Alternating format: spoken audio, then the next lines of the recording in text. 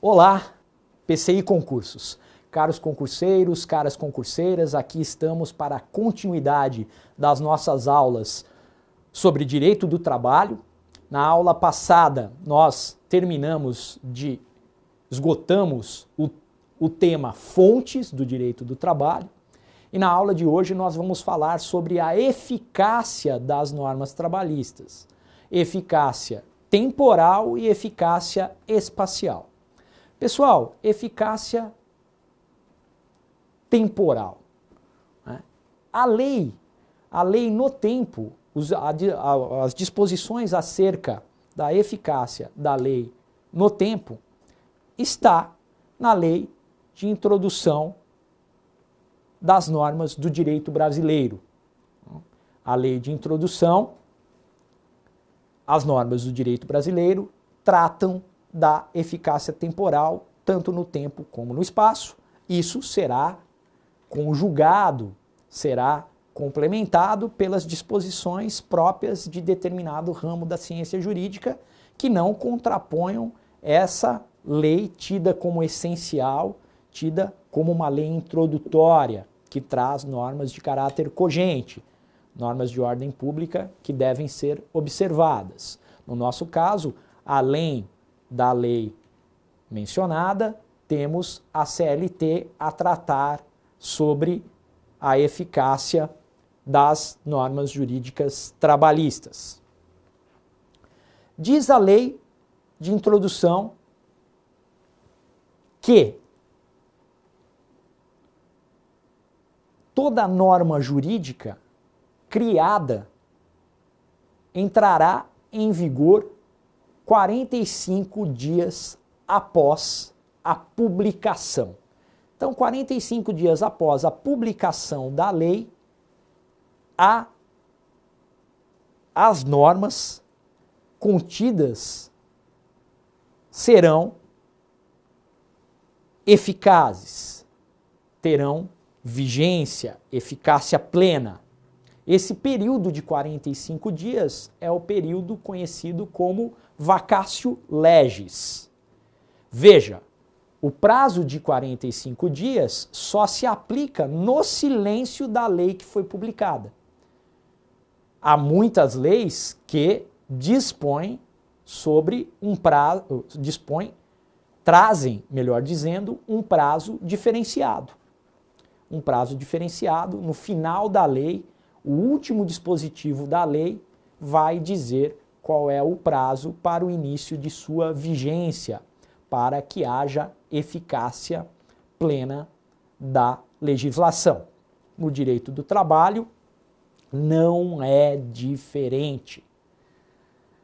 A União Federal legisla sobre direito do trabalho em caráter de exclusividade. É importante colocarmos isso. Então, as leis trabalhistas são criadas pela União Federal em caráter de exclusividade. É o que diz o artigo 22, inciso 1 da Constituição Federal. Contudo, excepcionalmente, os estados federados, os estados poderão legislar sobre direito do trabalho, excepcionalmente, se houver uma autorização, uma delegação por parte da União Federal. É o caso dos pisos salariais estaduais, que poderão prever remuneração maior que o salário mínimo nacional. Os pisos salariais estaduais, ok?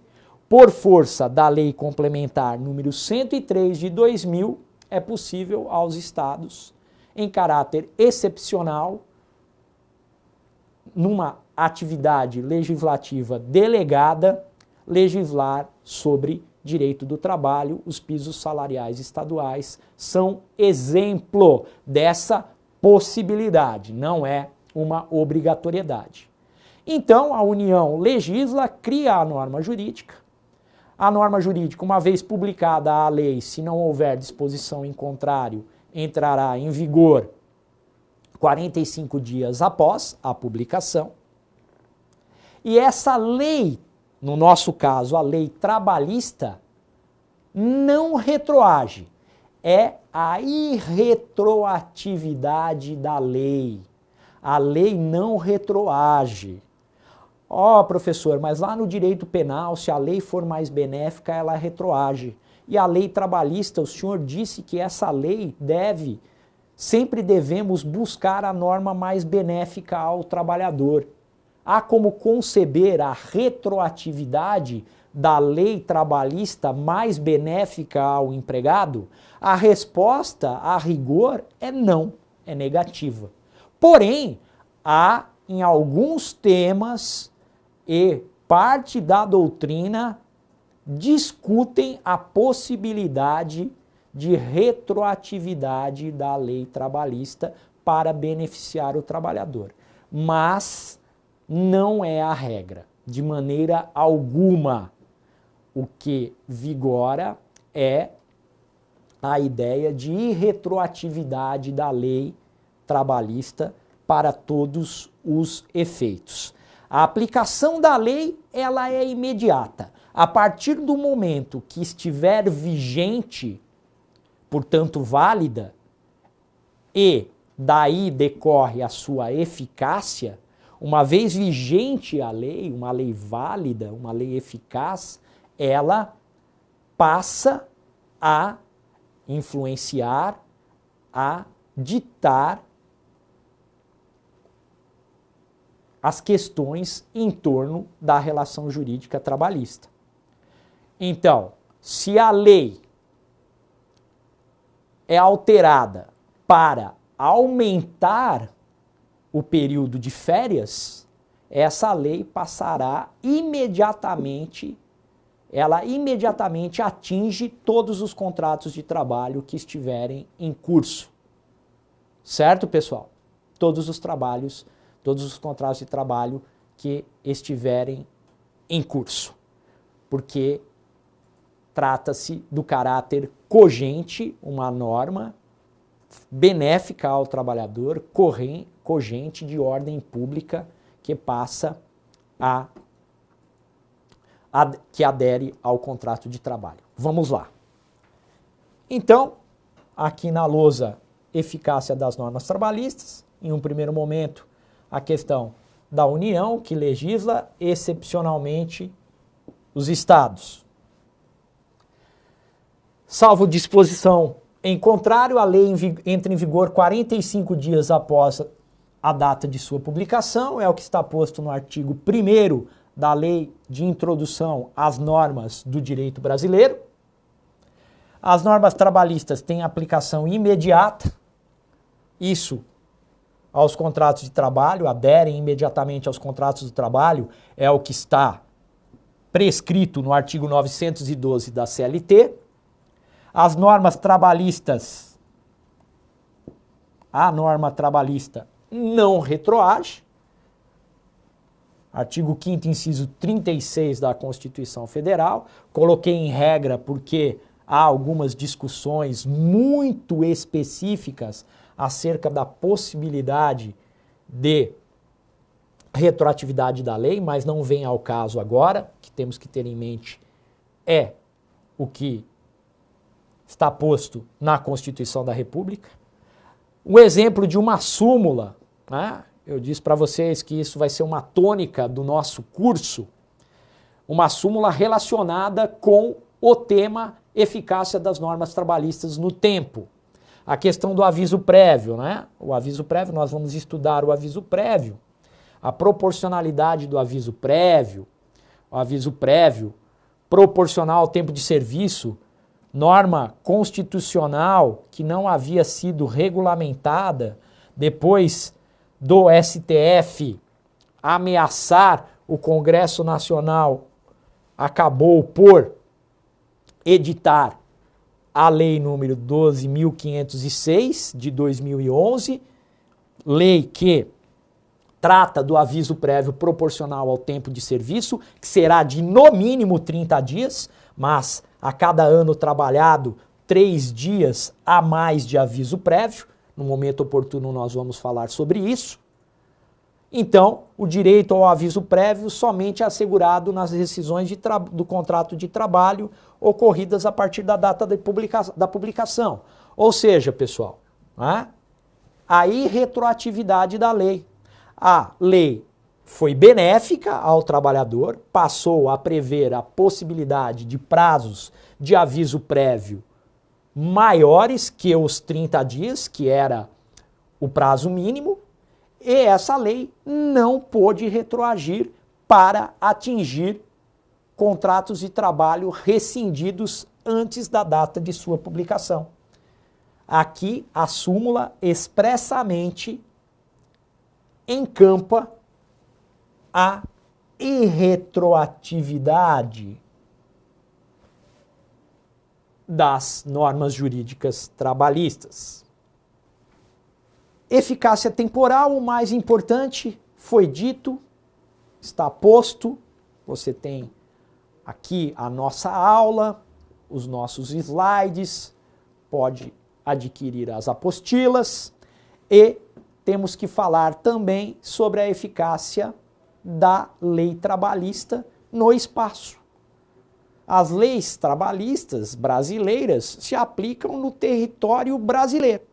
Então, se eu trabalho no Brasil, estou sujeito à lei trabalhista brasileira, tanto no aspecto material quanto no aspecto processual, e nós estudamos isso em direito processual do trabalho.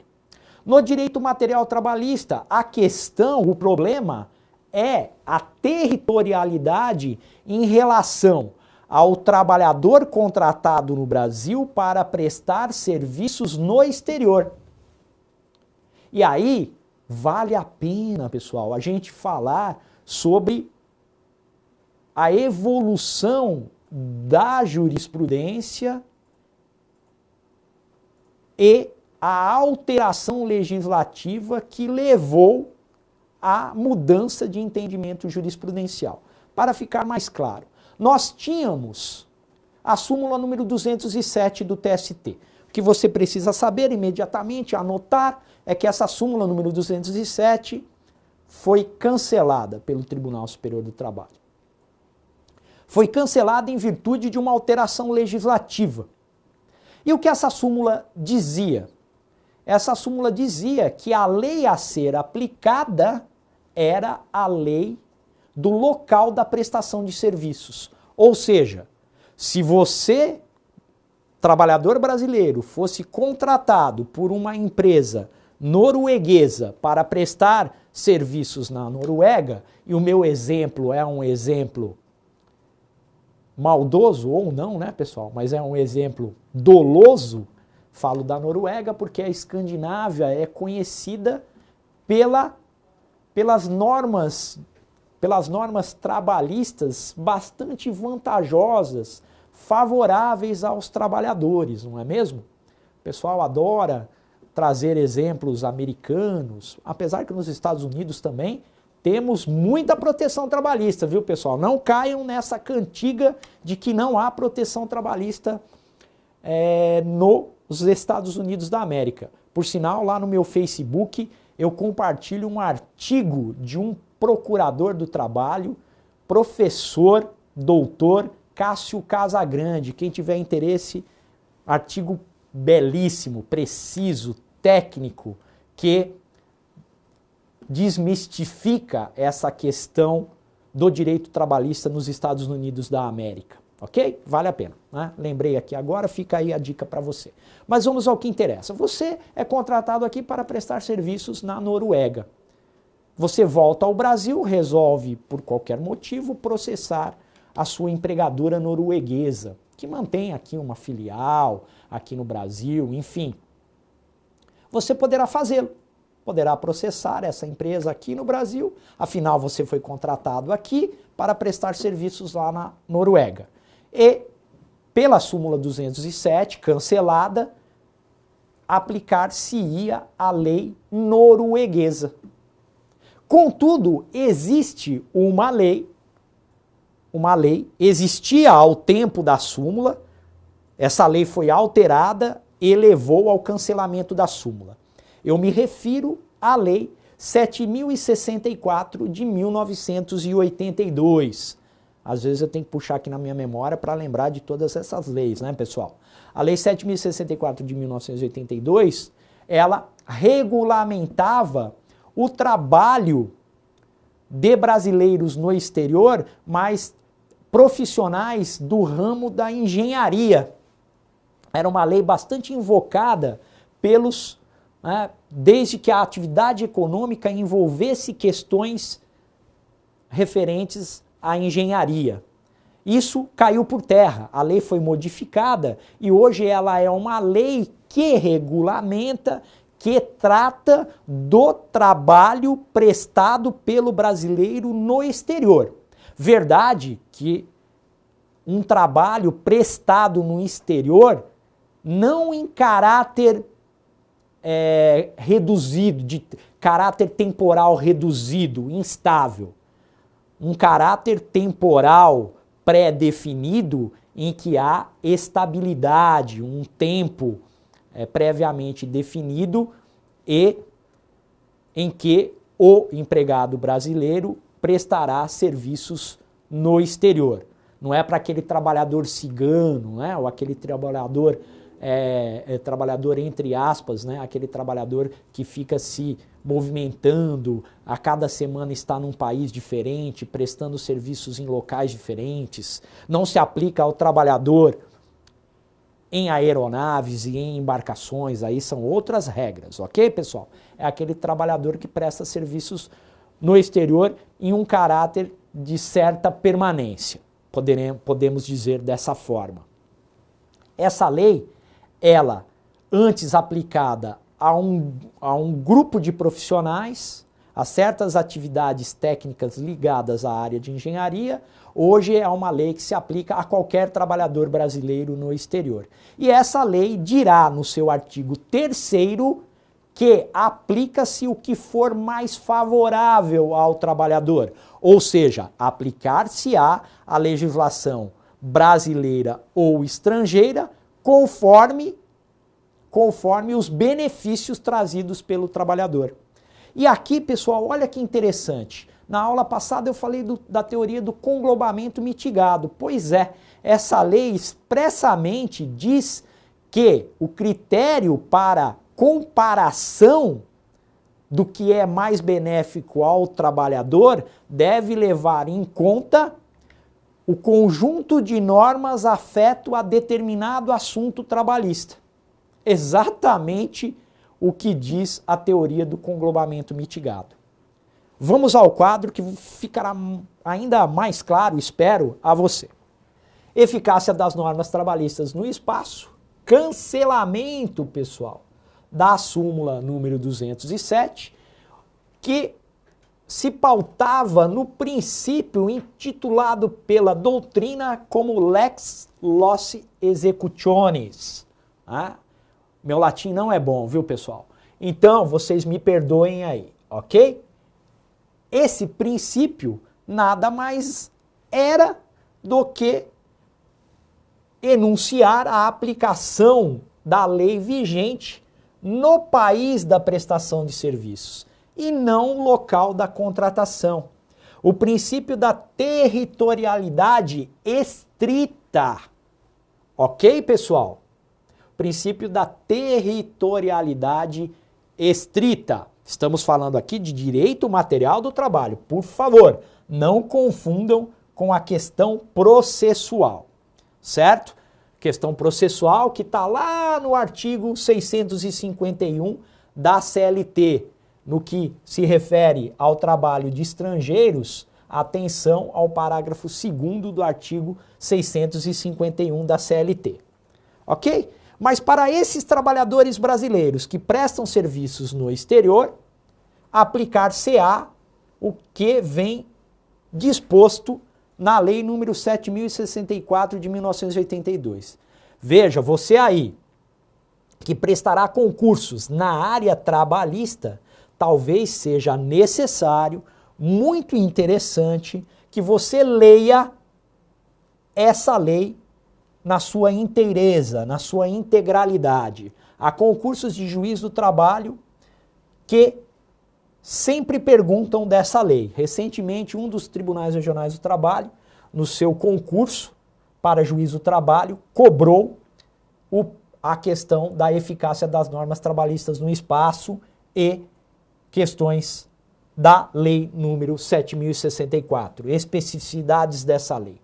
O artigo 3º da lei dirá que, independentemente da observância da legislação do local da execução dos serviços, serão assegurados os direitos previstos nesta lei e a aplicação da legislação brasileira de proteção naquilo que não for incompatível com a lei, a reserva legal, muito comum no direito do trabalho, esse caráter cogente que não pode ser derrogado, deve ser observado. No caso, a legislação brasileira, quando mais favorável do que a legislação do local da execução dos serviços, será aplicada. E o critério comparativo será o conjunto de normas em relação a cada matéria. Então veja, em relação às férias, qual o conjunto de normas mais vantajoso? Em relação à jornada e tantos outros institutos relacionados ao direito trabalhista. Tudo bem, pessoal? Então, guardem aí o artigo 3º, a importância desse artigo.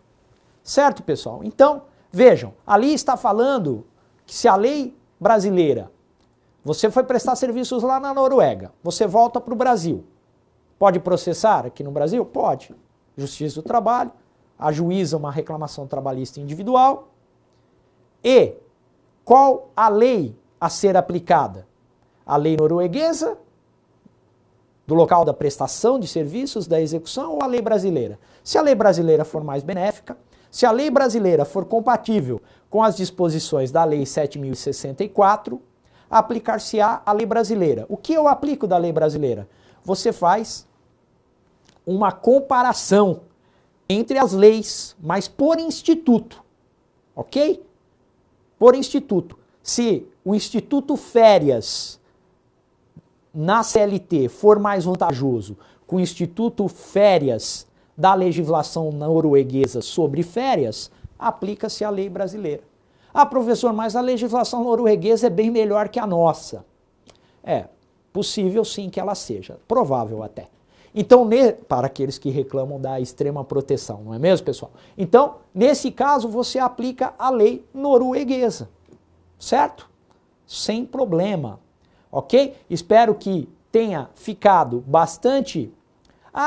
só para não perdermos a oportunidade, já que eu incitei no começo da aula, né? No começo da aula eu falei, as embarcações e as aeronaves. Como faz os comissários e comissárias de bordo que trabalham na Gol, na TAM, hoje Latam, uma empresa, uma fusão entre a empresa de aviação chilena e a brasileira. Neste caso, pessoal, você vai aplicar a legislação da empresa, da empregadora, do país de origem daquela embarcação e daquela aeronave, certo? No caso brasileiro, você terá a legislação, no caso da Latam, chilena, legislação brasileira, verifica aí qual a norma mais favorável, mas se é trabalhador brasileiro e a empresa é uma fusão em dois países, você aplica a legislação brasileira para os trabalhadores brasileiros, ok?